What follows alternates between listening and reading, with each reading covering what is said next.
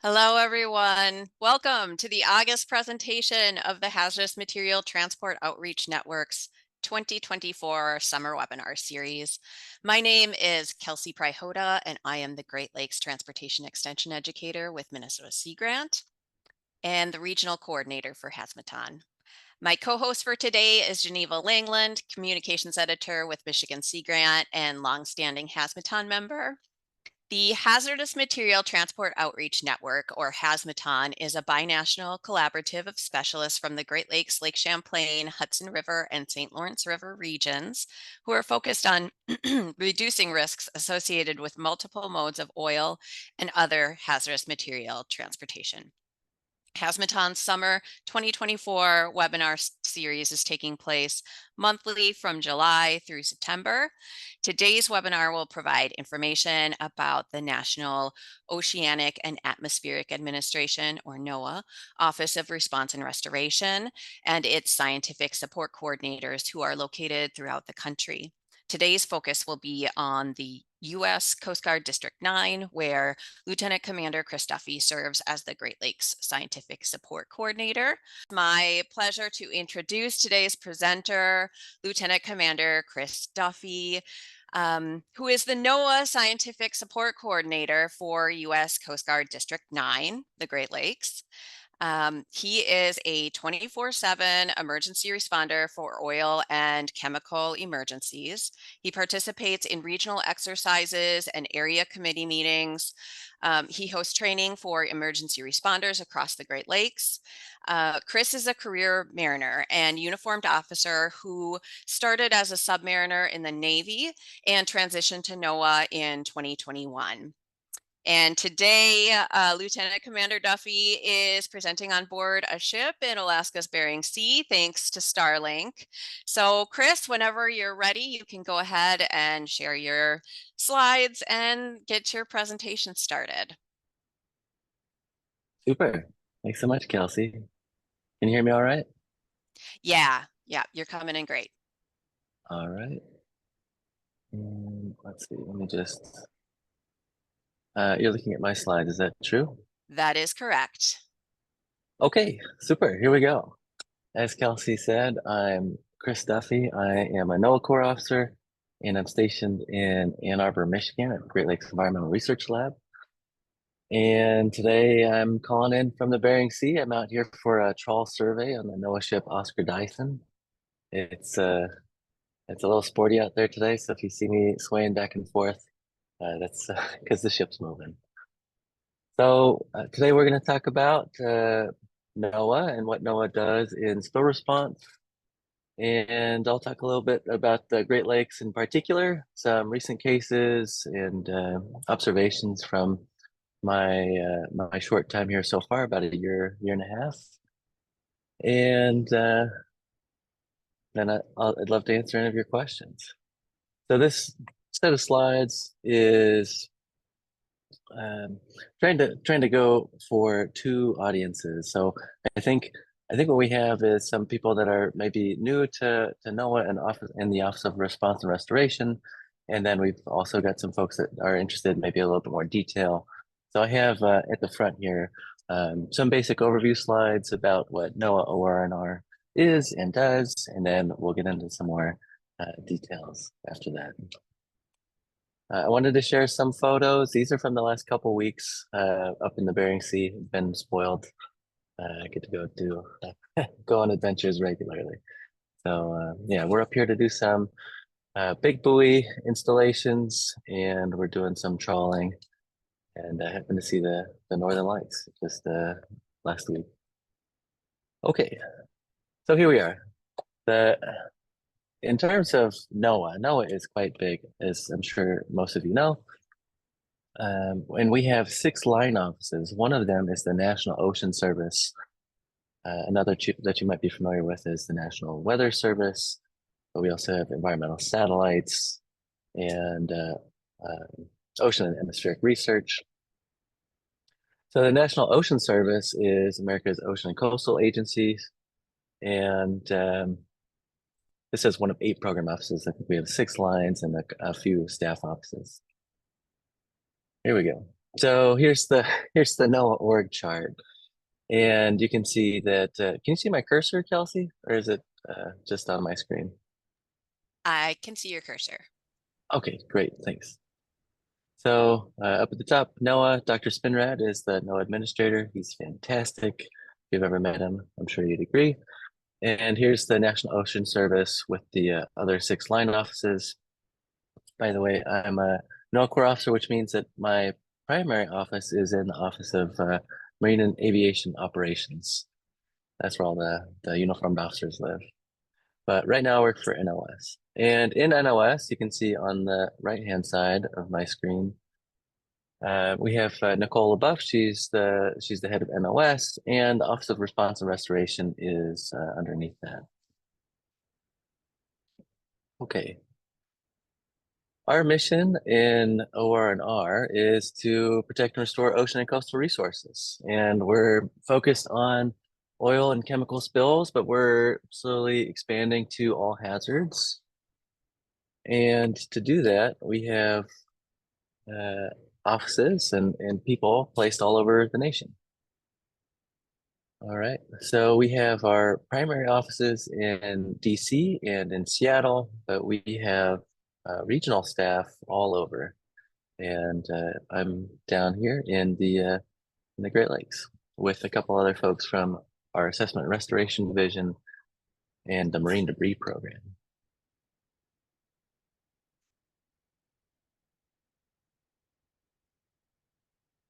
So the Office of Response and Restoration is broken up into 5 branches. I'll talk about 4 of them. The 5th one is for administration. But that's the big goal here, is to talk about what we do in the Office of Response and Restoration. In particular, I'm in the Emergency Response Division. We are the first call. Hopefully, I see Joe Snyder's on the phone here.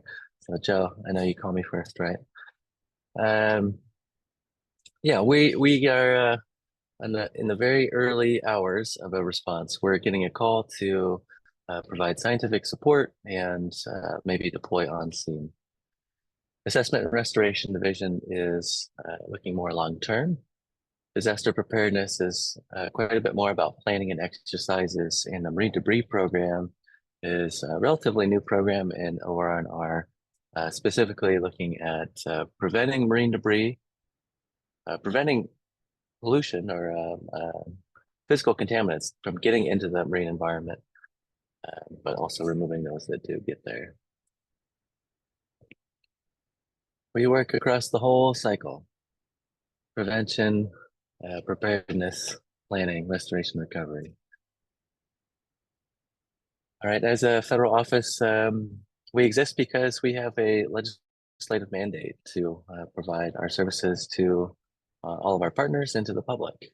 And I'm sure that most of you are very familiar with the Oil Pollution Act of 1990 and the Clean Water Act. We also have the CERCLA and Superfund for chemicals and some other supplemental legislation that provides different aspects of our mission, like the marine sanctuaries, Stafford Act for disasters, and most notably for us, the Environmental Sensitivity Index Act of 2020, which gives us funding for developing a really important response tool for evaluating resources at risk in the middle of the night when we don't have anyone we can call. We have a map, an atlas of all the most critical things we need to care about. All right. Some quick highlights from last year, FY23, 130 pollution-related incidents that we were specifically involved in to provide scientific support at varying levels. We provide a lot of training, over 2,200 personnel trained last year from NOAA scientific support coordinators and our home team. We just had 1 hurricane that we supported last year, but typically there's quite a lot more that we support. 96 metric tons of marine debris, $92 million from polluters in the natural resources damage assessment process, 66 training events, not webinars, but in-person physical events. And Um, I'm part of the front edge of the Office of Response and Restoration. So you see me at response meetings and area committee meetings, but what you don't see is all of our chemists and biologists and oceanographers and our programmers and our developers who are constantly working to make our products better, our software, our processes, and our integration with the response network.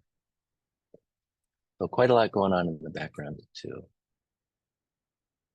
Here's a quick snapshot. This is from 2023 and 2024. These are oil and chemical spill responses that we participated in. The red icons are the chemical spills and the blue are the oil. Similarly, these are our open NERDA cases, the Natural Resources Damage Assessment. And I'll come back to that in just a few minutes here, but it's our NERDA, the Natural Resources Damage Assessment process, is our way to make the government, the public, is our way to make the public whole after a spill or damage to the environment has been done by a pollutant. And these are some marine debris projects. So those three maps just to show that we're working across the whole US and then also internationally when requested. We have a spill going on in the Philippines and in the Red Sea that we're supporting as well right now. Okay, so a quick dive into our divisions. We had those 4 divisions. Disaster Preparedness Division was one of those. And their primary focus is pollution events and natural disasters. And they're based in the Gulf. So they're very hurricane focused. Hurricanes are quite complex and there's often a challenging pollution component to those hurricane responses. But our disaster preparedness division also leads the rest of the office in terms of training, exercises, and drills. We're often needing to evaluate our own internal processes and make them better so we can support you all. Here's a snapshot from the Disaster Response Center. This is down in Mobile, Alabama, and can be used as an EOC or a command post. Another division of ours is Assessment Restoration Division. This is the long-term restoration following a pollution event. And as some of you may know, this is it takes a long time because there's often litigation and some research and sampling that needs to take place to evaluate the damage to the environment and some community engagement to understand what it's going to take to make the community whole following a pollution event. All told over the last, I believe this figure is from the past 30 to 35 years, $10.7 billion recovered for natural resources restoration projects. And I just want to reiterate, I haven't gotten any questions yet, but I do enjoy questions if you have them. While I'm speaking, I'd be happy to answer any of those. So if you just pop those in the Q&A, I believe I'll be able to see them and address them real time. Unless it's complex, then we'll put it on the table and come back to it at the end. All right. Get that. So here's from FY23 some more specifics. You can see that the dollar values vary and they scale with the damage done. So for example, most costly project was the Lower Passaic River in New Bay in New Jersey.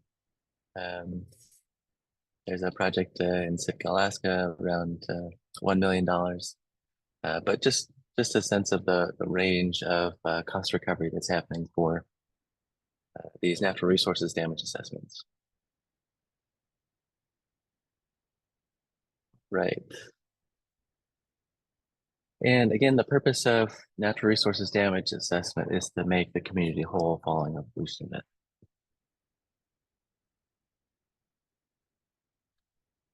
All right, the marine debris program is the the third division in OR&R, and the marine debris program is focused on prevention and removal and coordination of marine debris removal activities. And so this is a really challenging problem because most of the funding for marine debris removals are state focused. So the it takes a lot of coordination to make those plans. And my colleague Haley Dalian, who's based at Great Lakes Environmental Research Lab in Ann Arbor with me, she's working hard to bring our Great Lakes programs up to speed. She recently came onto our team, I think maybe earlier this year. Yeah, and she's doing great work coordinating with the states and with the Coast Guard sectors.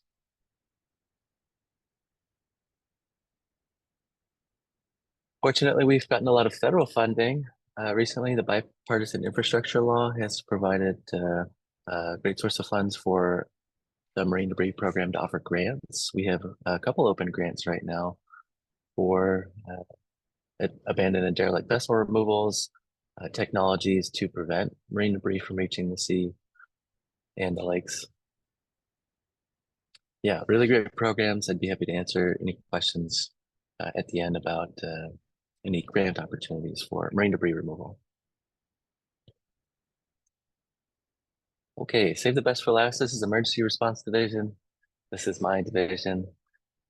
We have scientific support coordinators. I'm a scientific support coordinator. We're your regional,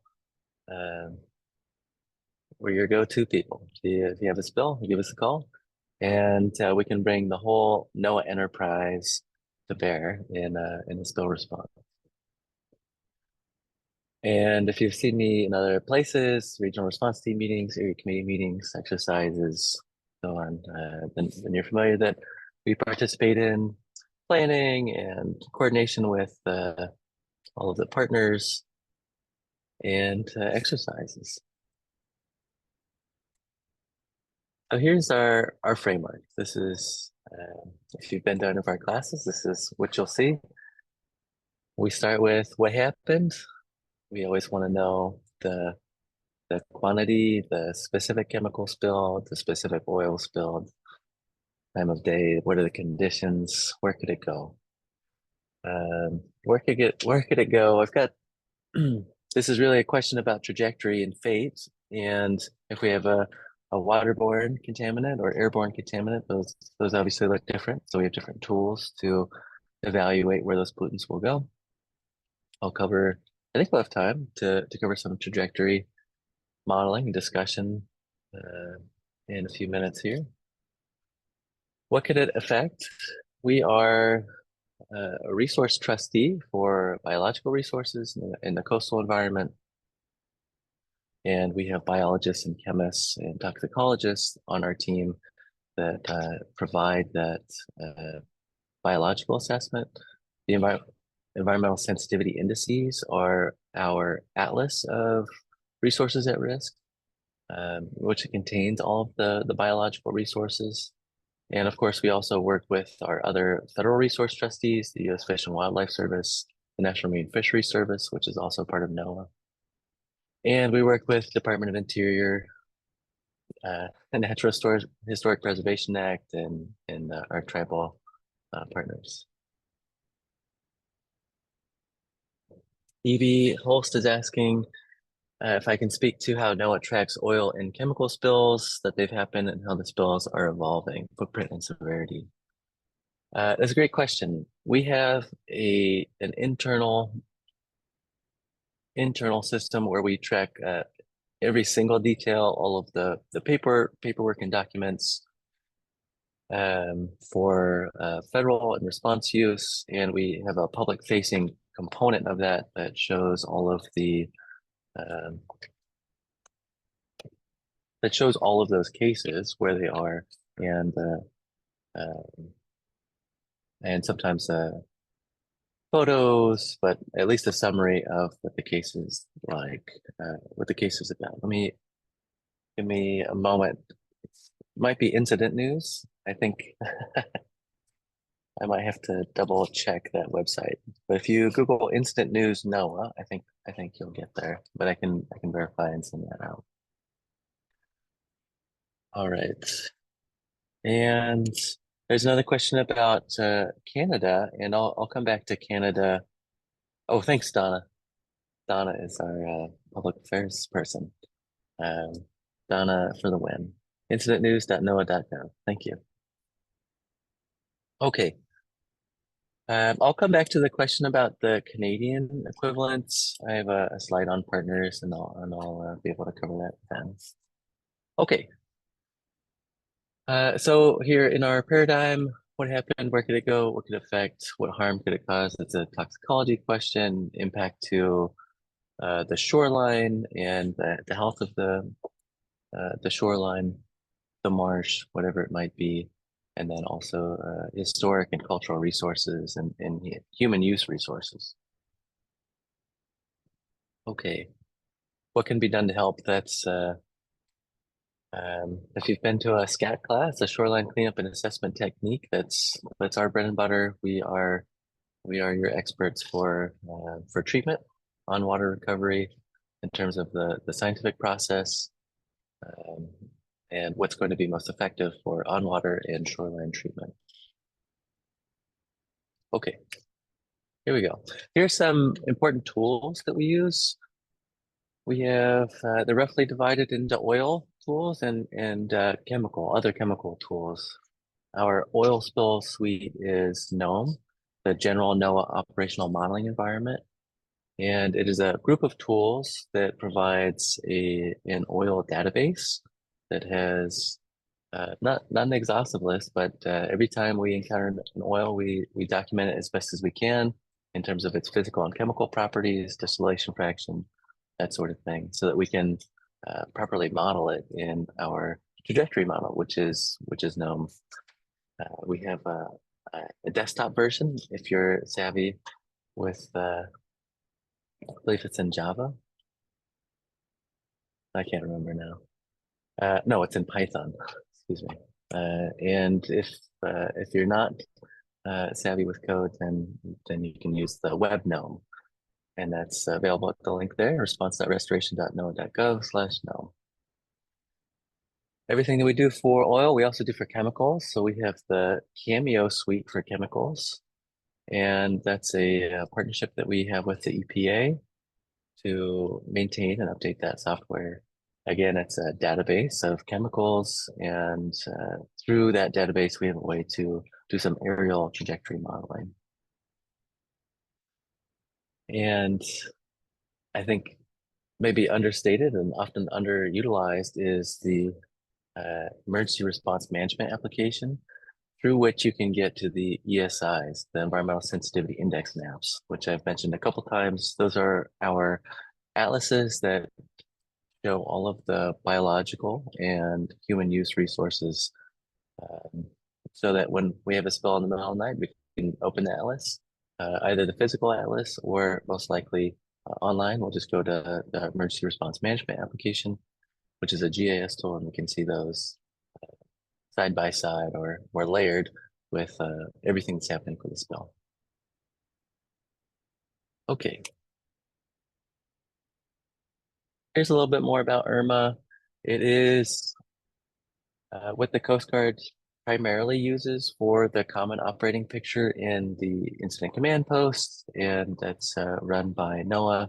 It's a GIS platform. It has all the layers that we need to capture the current environmental conditions, anything that we're doing in terms of staging, all of the data we're recording in terms of shoreline oiling and oiled birds, or anything that's relevant for the spill. We can put it on the map, and then we can all see that together. Diver is a way for us to move large data files, videos and photos from the field, and we can also place those in IRMA. Response Link is the internal tracking software that we use for federal and other agency responders, and Incident News is the public-facing side.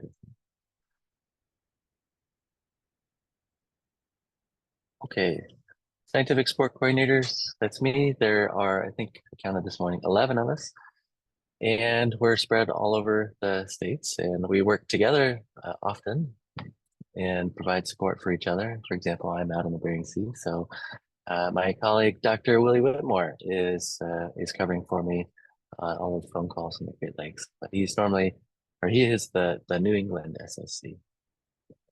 Our role is to be the first point of contact and to be able to bring whatever appropriate NOAA resources are required to the scene, to the event, all that information.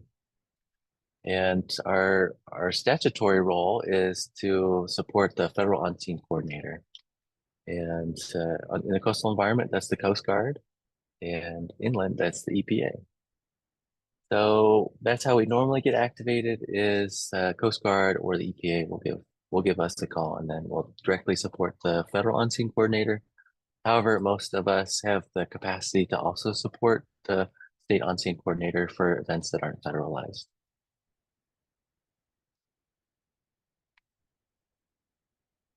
As I mentioned earlier, I am the front-facing side of our team, but we have a great group, about 50 people, oceanographers, modelers, biologists, chemists, physicists, and data management. That's just in OR&R. And then we have, NOAA is 12,000 employees. We've got a lot of people and so many products across NOAA.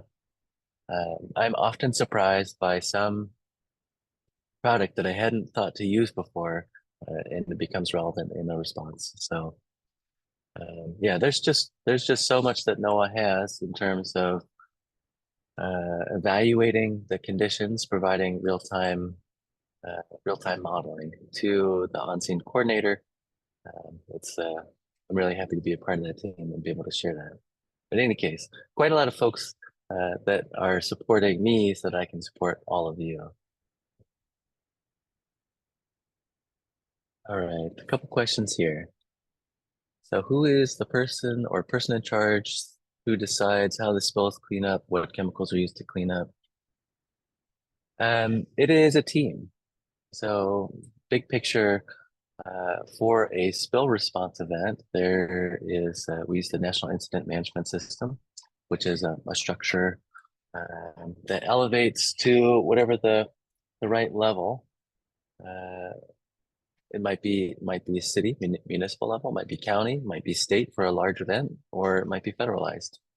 And so for the big events, we have an on-scene commander, federal on-scene coordinator, and most often we'll set up a unified command so that we'll have multiple heads representing the different partners. But there's quite a lot more going on in the incident command system. I don't know that I'll be able to cover that in detail here, but there's quite a lot going on. And big picture is to learn more about that, I would read more about the National Incident Management System and the Unified Command. But it's a team effort. So I provide all of my information to the Unified Command and through the environmental unit. Sorry, I know that probably leaves more questions than answers. Yeah, but I think a good topic for another session perhaps is to go into detail on the incident command structure. Okay, so moving on from scientific support team, here are some examples of what I and my team can provide in spill events. We already talked a little bit about pollutant trajectory modeling. Fate is the description of how the oil will change over time. The chemistry of the oil and environmental effects of the oil or chemical. Excuse me. I've also mentioned that we provide an assessment of natural and human resources at risk. And you can see here, excuse me, you can see here some some screenshots from our emergency response management application. That's IRMA, our GIS tool. And I think Lieutenant Snyder, if you're still on the line, I know this is familiar to you. This is the American Mariner, which alighted with a navigation aid in the St. Mary's River. And we were evaluating, okay, there wasn't a release for this particular event, but if there were, where would we be interested in prioritizing our resources? And that's the big question. Where do we prioritize protection? We support overflights with sometimes no assets, but we'll also fly in Coast Guard or other assets to document the oil as it is, so that we can feed those back into our trajectory models and have those continuously updated real-time modeling. I mentioned IRMA, which is our spatial data tool. And I think I also mentioned SCAT, which is our process for shoreline cleanup and assessment. I think maybe also related to your question, Yolanda, about how do we do this? NOAA and the other environmental partners provide the framework for cleaning up those spills. And so there's often a lot of discussion about what are the best, most effective treatment methods, and also what is the minimum harm that we can do in treatment. Most often, there's still some damage done with treatment. We just want to make sure that we're not doing more harm than good. And so, as an example, let's say that there's oil in a marsh. It might be, you know, if we wanted to say no oil in that marsh, it would require a lot of heavy equipment and people moving through the marsh and either moving it by hand. And the mechanical equipment, the people walking in the marsh might actually do more harm to that marsh than the oil if we just left it. And so for our most sensitive environments, there's often a really strong discussion about how do we mitigate additional harm being done by the response efforts. A very related question to that is we have a federal mandate to perform Endangered Species Act and National Historic Preservation Act and other consultation for federal and other protected species or resources. And so that is specific to the response, not to the damage done by the oil. And so that is an important part of the process to make sure that we have gotten the trustee to agree to the response treatments. Okay, moving forward. We are a very partner-focused group. We work hand in hand with our partners across the divisions. I mentioned Marine Debris Program, Assessment and Restoration Division, and Disaster Preparedness. We are often supporting one another all the time. I was just in Seattle for a week with our Disaster Preparedness Division, and it's been really exciting to see a lot of great progress in terms of things that we can improve so that we're more prepared and can be better or more ready to provide support. Of course, we work across NOAA. NOAA, as I mentioned, is quite vast, and there's so much that NOAA can offer that can be really helpful in a spill event. And we work externally. We have so many partners. I've got a slide here in a second here on Great Lakes partners, but we're working with other federal agencies, with Canada, obviously with the Coast Guard, but also at the state, county, and municipal level, as well as with all of our tribal nations. Importantly, we're also working with academia, and OR&R participates and funds research and receives funding from the Coast Guard as well for research on oil response techniques, um, development tools. For example, IRMA has undergone a lot of research over the past couple years, as well as our NOAA, General NOAA Operational Modeling Environment Oil Spill Modeling Suite. Another great area of research right now is for uncrewed systems. We're using drones and evaluating detectability of oils at different temperatures, different thicknesses, and also in ice environments.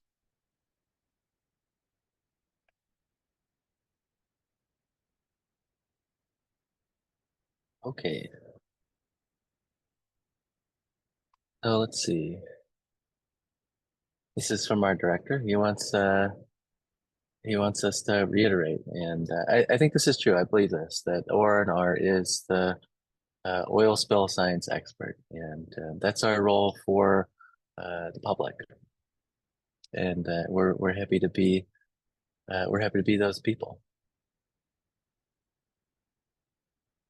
All right, so shifting gears just a little bit. Kelsey, do you want me to stop at 40 or 45? I think 45 at the latest, 10 to. Okay. Okay, sounds great. So we've got a few minutes here. I'll get into some specifics. Here are some of the partners, and I think that most of you are probably familiar with the Coast Guard and how they divide the Great Lakes. We've got 4 sectors, and we have 5 marine safety units and 1 marine safety detachment that support those sectors. Those are the primary Coast Guard responders. I also work closely with EPA Regions 5, 2, and 3, Department of Interior, Fish and Wildlife, USGS, National Parks, Bureau of Indian Affairs, Canadian Coast Guard, and the Environment and Climate Change Canada agency.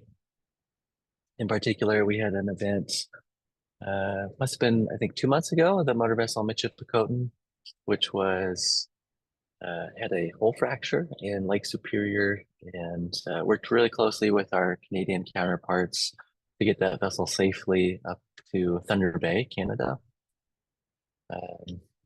Yeah, that was an interesting case. No pollution released, but it was at risk of sinking.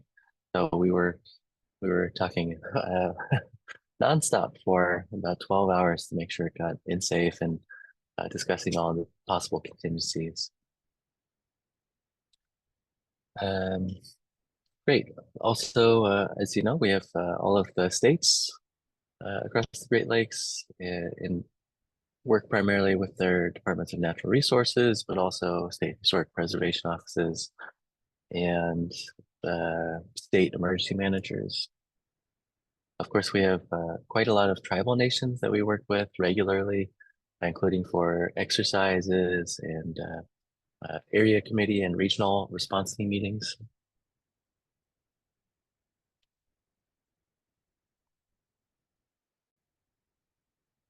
All right, John Riley is asking a question about to what extent is NOAA getting involved with assessment of injuries due to release of PFAS, PFOA compounds? Also, does your work include groundwater resources? That's a great question. To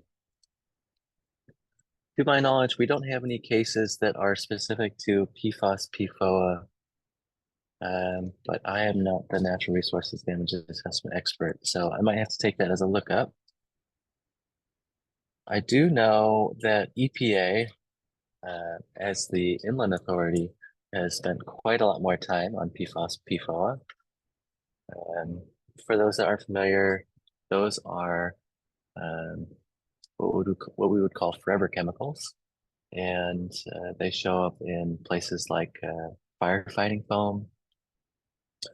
Those foams have since been replaced, I think, across the nation, but there are other sources of those chemicals. I'm sorry I don't have a great answer for you, John, but I'll see if I can get some information back about the status of those assessments. And if you have a particular case, you can shoot me an email and I'll see if I can find out the answer for you. All right. I'm just making a note here.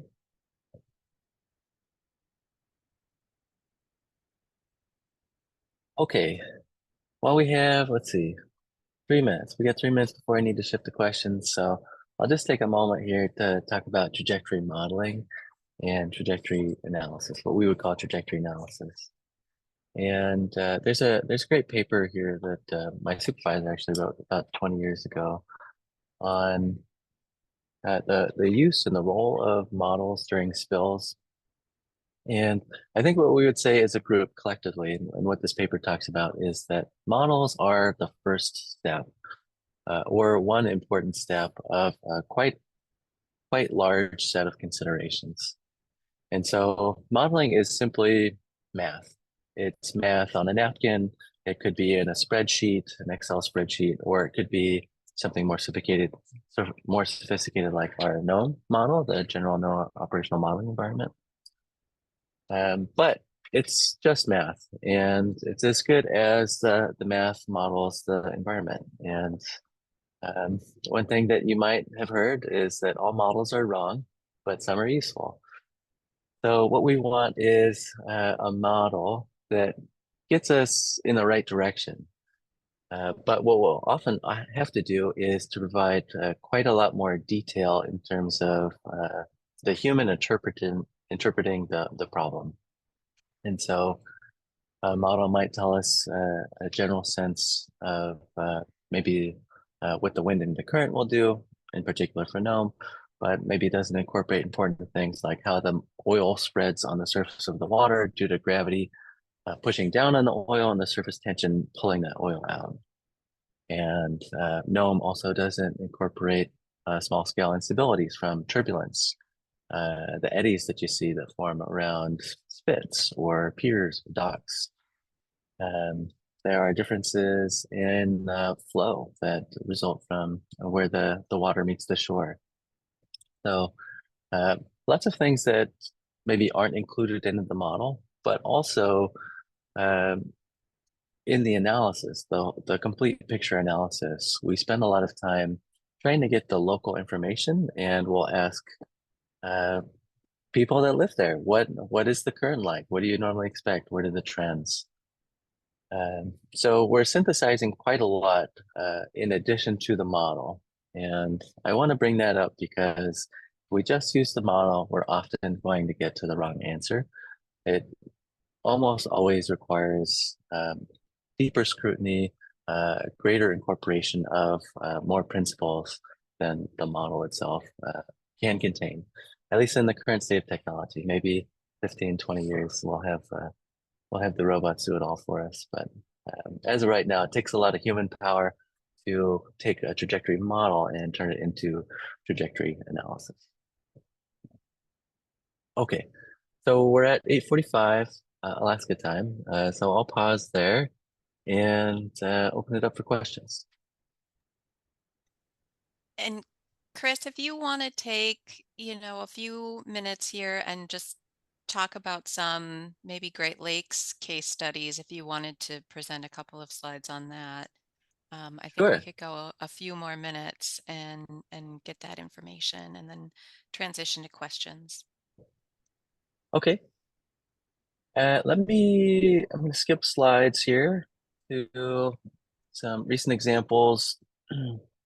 And these are probably not the most interesting examples in terms of public interest, but they have been more interesting for me in terms of science and scientific support, in particular because intuition and modeling doesn't always get us there at the first go. And why I think trajectory analysis and incorporating the scientific principles can be really important.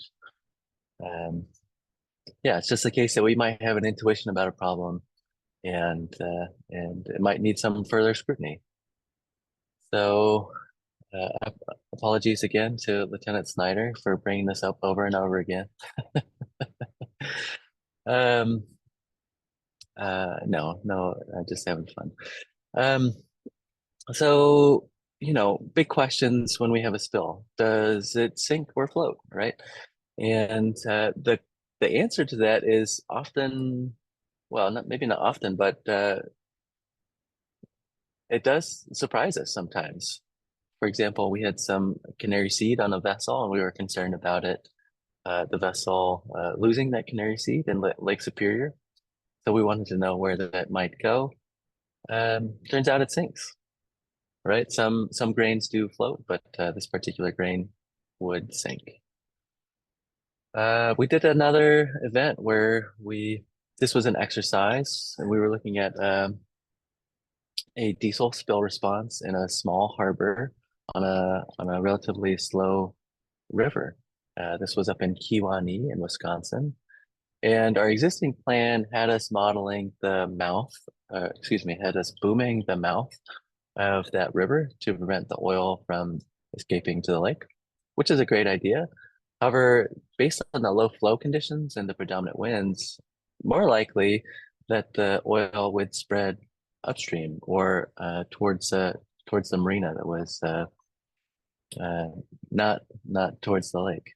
So yeah, it just it took a little bit of evaluation on site and some historical assessment of the environmental conditions there to get a different understanding of what that spill might be like.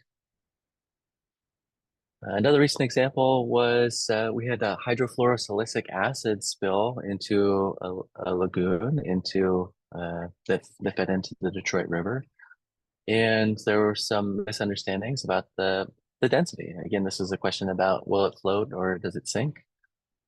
It's a liquid, but it is denser than water, so we would expect to need to sample that at the bottom. Another important question, another basic question is, does it mix with water, or um, does it separate like oil does?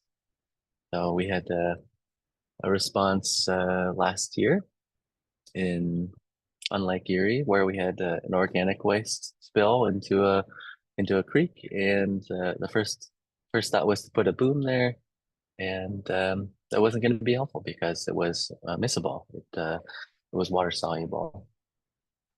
So uh, yeah, I think the point is that it can be, I think, easy to have an intuition about a spill and what's going to be the most effective thing, but um, I think it can be really helpful to bring in scientific support to evaluate the chemical nature, the chemistry and the physical properties of the pollutant, and provide that in context with the treatment response, treatment options, and response to the spill on the water and on the shoreline.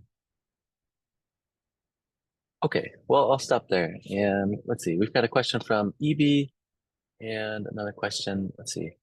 EB asks, has NOAA explored use of sensors, drones, and or satellite to fortify the real-time data for use in the models? Answer is absolutely. We use all of those things. And if you, um, so the models and the observations, it's a really important question in terms of scientific support and understanding the real-time picture. Often what we're looking at is a nowcast from a model. And the model is fed by real-time observations, but it is also what we understand of the physics of a particular um, system that we're modeling. And so the model isn't going to be perfect, but those models are often or always being improved through validation, through those observations. So the models are driven by real-time conditions, and they're continuously being improved. And so that's one half. The other half is we have a very robust system of observations that we incorporate and that we can supplement the models with. So those are fixed sensors. It could be buoys or satellites. We have the ability to schedule overflights and take satellite imagery. Um, we can also schedule and work with other aerial assets, fixed wing or rotary wing or uncrewed systems. I think all of the Great Lakes Coast Guard sectors have uncrewed systems now, aerial, and I think most of them have underwater systems. And so the answer is absolutely. We are always trying to supplement the nowcast models with real-time observations to provide the best picture to the unified command. Okay, another question is, do you work on cross-border incidences of harmful algae blooms? Recently, there was a bloom in the Columbia River reported down in the States. Is Canada working to address their potential role? That's a great question. I don't know what Canada's response is for algae blooms. NOAA is the agency that tracks and provides early warning for algae blooms and potential health effects from those algae blooms. There's a NOAA website. Donna, perhaps you know the NOAA website for harmful algal blooms, and I think it might just be hab.noaa.gov, but I might have to look that up. But in particular, there are several hotspots where we expect algae blooms or where they've occurred historically, and those are tracked quite closely by NOAA. And there's a HAB forecast system that has those regions in particular. For us in the Great Lakes, our most interesting area or most concerning area for harmful algal blooms is Western Lake Erie. So I'll see if I can find that website and I'll shoot that to Kelsey.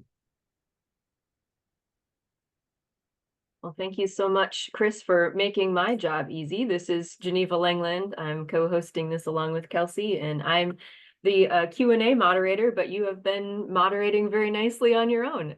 So I will just reiterate, if there are any other questions, feel free to drop them in the Q&A box. But I've got a couple of my own questions.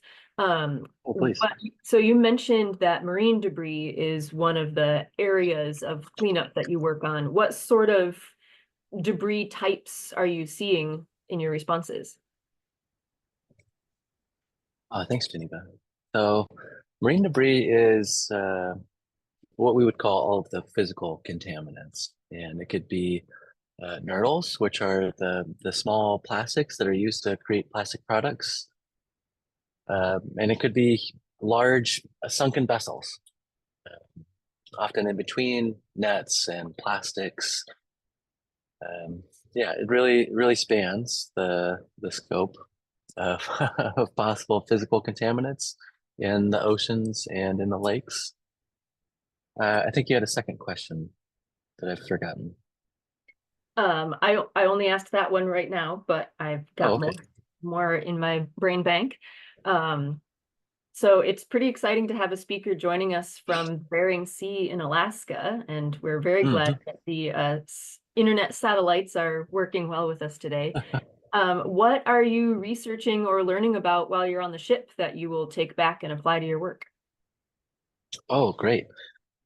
So the reason I'm here in the Bering Sea is because of my role as a NOAA Corps officer. So I would say that my full-time job is driving ships, and I've been driving ships for a little while. Joined the Navy about 17 years ago, and I did submarines in the Navy, and now I drive research vessels for NOAA. But we do a seashore rotation, so that's 2 years at sea and then 3 years on shore. Sometimes it's a little less. I'll be leaving for the NOAA ship Thomas Jefferson at the 2.5-year mark.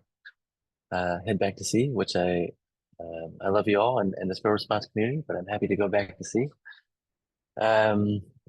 So this project, or the reason I'm out here is to support other officers whenever we have an officer on a ship that needs to go to a wedding or take some time off. They call the other Corps officers and we fill in. So I'm here to support the work that's going on here on the NOAA ship Oscar Dyson, And this particular project is with the National Marine Fisheries Service, which is one of the NOAA line offices.